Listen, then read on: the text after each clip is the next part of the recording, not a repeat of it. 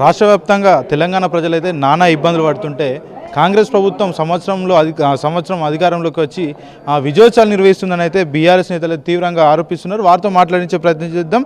ప్రస్తుతం మనతో పాటు బీఆర్ఎస్ సీనియర్ నాయకులు రాజు ఉన్నారు, మాట్లాడించే ప్రయత్నం చేద్దాం. చెప్పండి, రాష్ట్ర వ్యాప్తంగా కాంగ్రెస్ పార్టీ విజయోత్సవాలకు సిద్ధమవుతుంది, దాన్ని మీరు ఎట్లా సమాధానం చెప్తారు?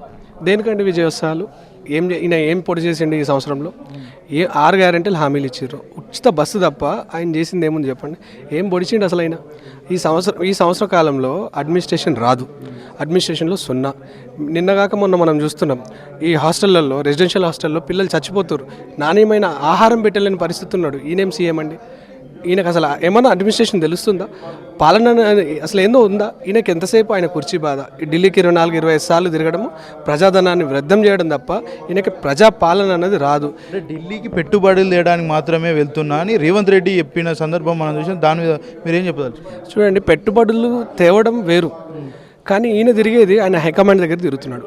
పెట్టుబడులు అంటే గతంలో ఈ 10 ఏళ్ల బీఆర్ఎస్ పాలనలో మనం సెల్ఫ్ సఫిషియెంట్ కదండి. ఈ రాష్ట్రం అనేది సెల్ఫ్ సఫిషియెంట్. హైదరాబాద్ అన్నపూర్ణలాగుంది. హైదరాబాద్ నగరం అన్నది ఎంటైర్ తెలంగాణకి అన్నపూర్ణలాగుంది. నువ్వు మళ్ళీ కొత్తగా ఢిల్లీ పోయి తెచ్చేది అంటే ఇంతకుముందుకున్న ఈ రీజనల్ పార్టీ ఏదైతే మా బీఆర్ఎస్ పార్టీ ఉండేనో మేము చేసుకోలేదా? ఢిల్లీ వాళ్ళ దగ్గర చేయి జాపి ఎప్పుడు మేము పోలేదే, ఉల్టా ఇచ్చినాం ట్యాక్సుల రూపంలో. వాళ్ళు ఇచ్చేది కూడా మనకి మెహర్బానీ ఇచ్చేది లేదు కదా. వాళ్ళు మనకి ఏదైతే లెక్కల ప్రకారం ఇవ్వాలనో, లెక్కల ప్రకారం మనకేం రావాలో అవి ఇస్తారు వాళ్ళు. ఈయన పోయి తిరగడం ఏంటి, ఈయన అక్కడ తిరగడం ఏంటి? ఈయన ఢిల్లీకి ప్రతిసారి ఎందుకు పోతున్నాడు నాకు అనిపించింది అంటే, లాస్ట్ టైం నిన్న రీసెంట్ ప్రెస్ మీట్ మనం చూస్తే కనుక అదానిని రాహుల్ తిడతాడు, అదాని చోరే అంటాడు రాహుల్. ఈయన వచ్చి భాయ్ అంటాడు, కౌగిలించుకుంటాడు. లండన్ పోతాడు, ఆడ మీటింగ్లు చేస్తాడు, ఆయన ఇచ్చే 100 కోట్ల విరాళం తీసుకుంటాడు.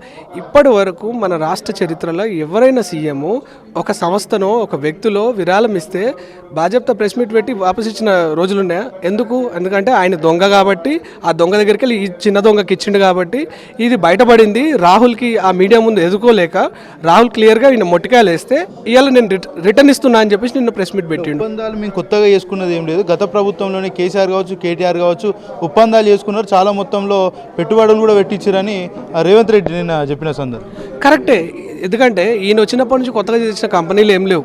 ఈయన వచ్చినప్పటి నుంచి నేను మీకు చెప్తా, మొన్న రీసెంట్గా మన గత ప్రభుత్వంలో ఏదైతే లులు అధినేత ఉన్నాడో, ఆయన పేరు మహమ్మద్ గారు, ఆయన 3,000 కోట్లు కేటీఆర్ గారి రిప్రజెంటేషన్తో ఆయన 3,000 కోట్లు పెడతాను వచ్చిండు. ఈయన వచ్చిన దెబ్బకి ఆ 3,000 కోట్లు తీసుకుపోయి ఆంధ్రాలో పెట్టిండు బాబు దగ్గర. మరి నువ్వేం తేగలుగుతావు? నీకు పాలన రాదు, అడ్మినిస్ట్రేషన్ చేయడం రాదు, నీకు అసలు ఏ డిపార్ట్మెంట్లో ఎవరున్నారో ఇంత ఎరకనా? అసలు నీకు ఎంతసేపు కమిషన్లు, బ్లాక్మెయిలింగ్లు, ఆర్టీఏలు. నువ్వు ఇంకా ఆర్టీఏ చేసే అపోజిషన్ రేవంత్ రెడ్డి అనుకుంటున్నావు. కొంచెం మార్చుకోండి మీ వైఖరి మార్చుకొని పాలన మీద దృష్టి పెట్టండి. హాస్టల్లో అండి ఎంత సిగ్గుచేటు, పిల్లలు చనిపోతున్నారు, నాణ్యమైన ఫుడ్ పెట్టలేకపోతున్నారు.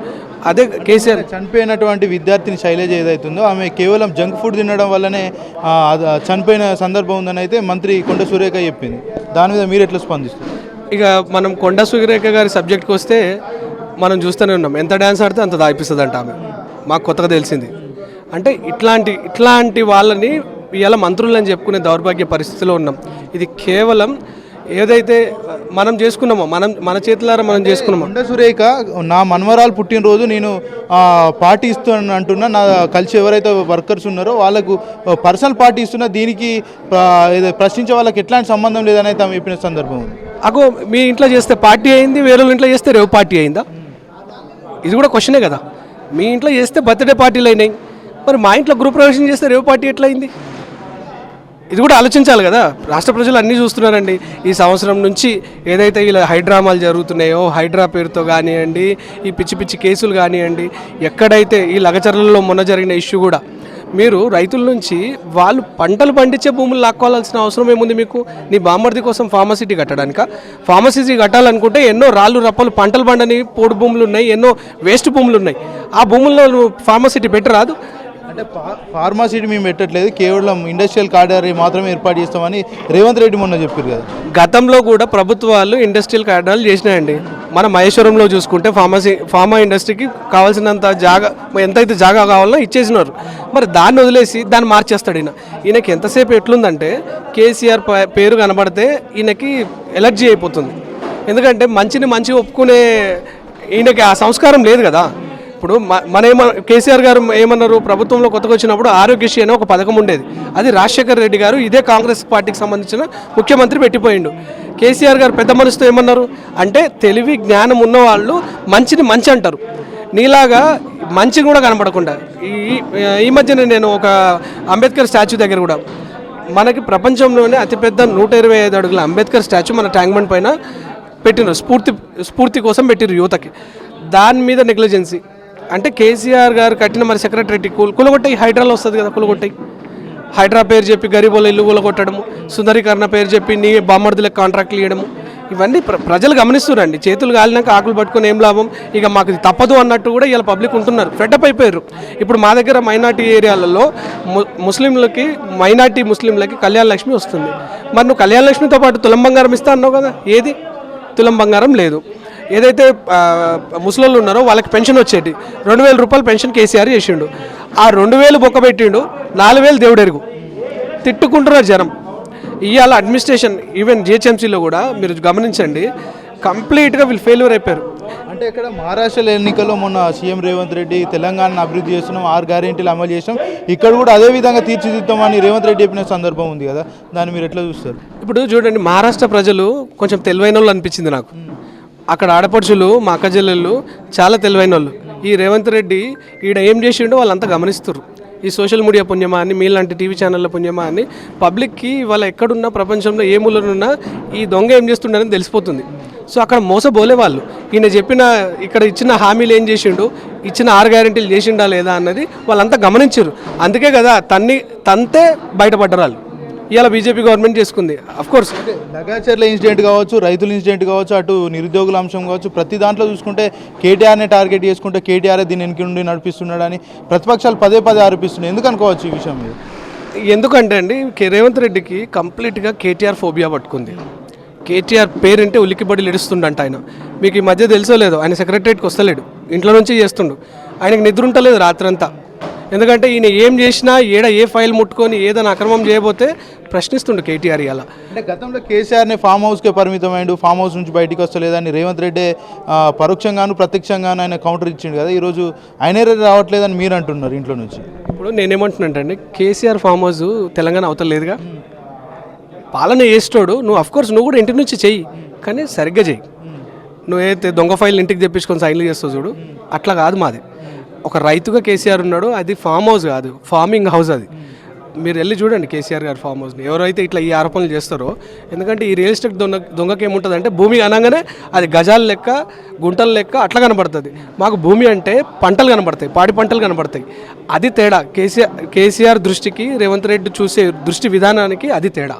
అంటే రేవంత్ రెడ్డి రైతు రాజ్యం, రైతు ప్రభుత్వాన్ని పదే చెప్తుంటారు. రైతులకు ఇప్పటికీ ఏదైతే రైతు బంధు కావచ్చు, రైతు బీమా కావచ్చు, రైతు రుణమాఫీ సంబంధించి ఇప్పటి వరకు ఎలాంటి దిశానిర్దేశం ప్రకటించకుండా ఇలాంటి ఇప్పటి వరకు సమావేశాలు కూడా ఏర్పాటు చేయలేదు. దీని మీద కూడా మంత్రులు కూడా మౌనం పాటిస్తున్నారు. ఎందుకు అనుకోవచ్చు ఈ విషయం? ఇప్పుడు ఆ మంత్రులంతా ఎట్లున్నారంటే అండి, పక్కనే కోమటిరెడ్డి, ఇటు పక్క పొంగులేటి, వీళ్ళంతా ఏమనుకుంటారంటే ఎప్పుడు ఈయన జరిగిపోతే మేము ఆ సీట్లో కూర్చుందామా అన్నట్టుంది. ఎందుకు సలహాలు ఇస్తారు వాళ్ళు? మంచి చేయాలని ఎందుకు అనుకుంటారు? ఈయన ఎన్ని తప్పులు చేస్తుంటే అంత ఎంకరేజ్ చేస్తున్నారు. ఆ మౌనమే అర్ధాంగీకారం అని అంటారు మన తెలుగు వాళ్ళు. ఎందుకు అంటే, ఈయన ఎప్పుడు ఊడిపోతాడో ఆ సీటు మేము ఎప్పుడు దుంకుతామో దాంట్లోకి అని చెప్పేసి వెయిట్ చేస్తుర్రు. నాకైతే అదే అనిపించింది. నాకే కాదు, వాళ్ళ కాంగ్రెస్లో కూడా కొంతమంది కార్యకర్తలు పాపం మాకు చెప్తుంటారు, ఈ రేవంత్ అన్న వచ్చిండు, 3 రంగుల జెండా తెచ్చిండు అనుకున్నాం, కానీ నట్టేట ముంచుతుండు మమ్మల్ని అని చెప్పేసి కార్యకర్తలు తిడుతుర్రు. ఇవాళ చాలా వరకు మీరు ప్రజల్లో తిరుగుతుంటారు కదా, ప్రజలు ఎలాంటి సమాధానం ఇస్తున్నారు? కేసీఆర్ కావచ్చు, రేవంత్ రెడ్డి అభివృద్ధికి సంబంధించి కావచ్చు. ఏంటంటే, కేసీఆర్ పాలన అన్నది ఒక స్వర్ణయుగం అండి. తెలంగాణ చరిత్రలో తెలంగాణ తెచ్చినోడు, అదొక స్వర్ణయుగం. మీరు ఇవాళ నేను హైదరాబాద్లో పుట్టి పెరిగిన కాబట్టి, హైదరాబాద్లో ఇది ఒక అన్నపూర్ణ. ఎక్కడి నుంచైనా ఏ మూల ప్రాంతానైనా, తెలంగాణ ఒకటే కాదు, దేశంలో ఏ మూల నుంచి వచ్చైనా కూడా ఇక్కడ బతకొచ్చు. ఇదొక అన్నం పెట్టే తల్లిలాగా అయింది హైదరాబాద్. ఈ తల్లిని చెరపట్టడానికి సీఎం వచ్చిండు ఇప్పుడున్న రేవంత్ రెడ్డి. హైదరాబాద్ డెవలప్మెంటు ఒకటి మీకు కనిపించే పెద్ద బిల్డింగ్లు, ఫ్లైఓవర్లు, రోడ్లే కాదండి. ఆ బిల్డింగ్లు, ఫ్లైఓవర్లు, రోడ్ల వల్ల కొత్త ఇండస్ట్రీలు వచ్చినాయి, ఇక్కడ ఉపాధి పెరిగింది. ఈవెన్ మీరు గమనించారో లేదో, డిగ్రీ జరిగిన పిల్లలు కూడా స్విగ్గీ జొమాటో చేస్తారు. తప్పేం లేదు, కష్టపడడం తప్పేం లేదు.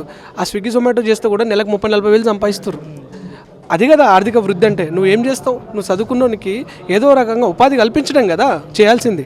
గవర్నమెంట్ ఉద్యోగాలు ఇస్తేనే ఉద్యోగాలు ఇచ్చినట్టు కాదు కదా. ఇప్పుడు ఆ లెక్క ప్రకారం చూసుకుంటే కేటీఆర్ గారు ఐటీ మినిస్టర్ ఉన్నప్పుడు ఎన్ని ఇండస్ట్రీలు వచ్చినాయి. టీ హబ్ అనేది ఒక కార్యక్రమం తీసుకున్నారు. ఇప్పుడు ఆ టీ హబ్ని నాకు తెలిసి వీళ్ళు కాంగ్రెస్ వాళ్ళు పోయి చూస్తున్నట్టు లేదు. టీ హబ్లో ఏం జరుగుతుందో అసలు తెలుసా రేవంత్ రెడ్డికి? తెలియదు. ఆయనకి ఏం తెలుసు అంటే సెటిల్మెంట్లు తెలుసు, ఆర్టీఐలు వేసి బ్లాక్మెయిల్ చేసుడు తెలుసు. టీ హబ్లో ఎంటర్ప్రీనర్స్ని, కొత్త ఎంటర్ప్రీనర్స్ని వాళ్ళు ఎంకరేజ్ చేస్తారు. అసలు శ్రీధర్ బాబు ఎప్పుడన్నా అటు పోతుండా? ఏదైనా మీటింగ్ ఉంటే పోయి కనిపించొస్తుండ. శ్రీధర్ బాబుకి ఐటీ మినిస్టర్ ఉన్నా కానీ అక్కడ ఏం జరుగుతుందో తెలియదు.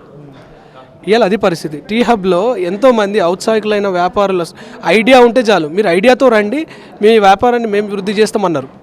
ఎంత ఎంత పెద్ద ఇన్నోవేషన్ అండి. ఇవాళ లేరు. ఐటీ మంత్రి శ్రీధర్ బాబు కావచ్చు, రేవంత్ రెడ్డి కావచ్చు, పదే విదేశాల్లోకి వెళ్ళి పెట్టుబడులు కూడా తీసుకొచ్చినామని వాళ్ళు చెప్తున్న సందర్భం ఉంది. మొత్తానికైతే మరి వాళ్ళు వాస్తవంగా పెట్టుబడులు తీసుకొచ్చిరా, నామమాత్రంగా వదిలేసిన పరిస్థితి ఏమన్నా ఉందా? పెట్టుబడులు తెస్తే మనం కలిసి ఆర్టీఐ వేద్దాం. వీళ్ళు వచ్చిన 11 నెలలు, 12 నెలల్లో ఎన్ని పెట్టుబడులు తెచ్చిర్రు? ఇవి గతంలోనే ఎంఓఈలు అయిపోయిన వచ్చిన పెట్టుబడులా, లేకపోతే వీళ్ళు కొత్తగా మంది తెచ్చిర్రా? తెలిసిపోతుంది కదండి. ఇదేం దాపరికం లేదు కదా. మనమే రాద్దాం, ఒక ఆర్టీఐ వేద్దాం. ఈ 11 నెలల్లో ఈయన ఎంత పొడి చేసి ఎన్ని పెట్టుబడులు తెచ్చిండో మనం అక్కడనే కనిపిస్తుంది కదా. రానున్న రోజుల్లో బీఆర్ఎస్ తరఫున ప్రజలకు గురించి ఎలాంటి స్టాండ్ తీసుకోబోతున్నారు? చూడండి, ప్రతిపక్షంలో బీఆర్ఎస్ పార్టీ క్లియర్గా ఉందండి. మీరు ఇచ్చిన హామీలు మీరు అన్నీ చేసే వరకు మేము ఎంటపడతాం. చెయ్యని రోజు ప్రజలే తీర్పిస్తారు. ఇక చెప్తున్నాం కదా, రాజ్యాంగ వ్యవస్థల్లో ఉన్నాం కాబట్టి మనము ఈ 1 సంవత్సరం అయితే అయిపోయింది. చూస్తా ఈ వచ్చే 1 సంవత్సరంలోనో ఆయనకి ఎన్ని డిపార్ట్మెంట్లు ఉంటాయి, ఏముంటుందో కూడా తెలియదు. ఇంకో 4 ఏళ్ళు చూస్తా గడిచిపోతాయి. వీళ్ళు ఏడ దొంగతనం చేయనేమో, ప్రజలని మోసం చేస్తా అంటే కనుక బీఆర్ఎస్ పార్టీ ఎప్పుడూ ఊరుకోదు. మా కేసీఆర్ సైన్యం, కేటీఆర్ గారి అండదండలతో మేము అనునిత్యం వాళ్ళని వెంబడిస్తాం. అంటే తెలంగాణలో కాంగ్రెస్ ప్రభుత్వం వస్తే ప్రజాప్రభుత్వం అన్నారు, ప్రజాపాలన అన్నారు, రక్షణ ఉంటుంది ప్రజలకు, శాంతియుత భద్రతలు కూడా కొనసాగుతాయని చెప్తున్న రోజు 144 సెక్షన్ కావచ్చు, 163 సెక్షన్ కావచ్చు, కర్ఫ్యూ లాంటివి విధించి ఒక భయాందోళన గురి చేస్తున్న పరిస్థితి అయితే మనం చూస్తాం. దాని మీద మీరు ఎలాంటి సమాధానం ఇవ్వబోతున్నారు? ఎందుకంటే నేను నాకు సంబంధించి శైలజ స్వగ్రామంలో కూడా పోలీసులు మీడియా వాళ్ళని కూడా అలో చేసిన పరిస్థితి కూడా లేదు. అసలు వెళ్తుంది అసలు తెలంగాణలో కాంగ్రెస్ ప్రభుత్వం ఇలాంటి పనులకు పాల్పడుతుంది అనుకోవచ్చు? చూడండి, మీరు గత 10 ఏళ్ళ పాలన చూసారు, అంతకుముందుకు కాంగ్రెస్ పాలన చూసారు.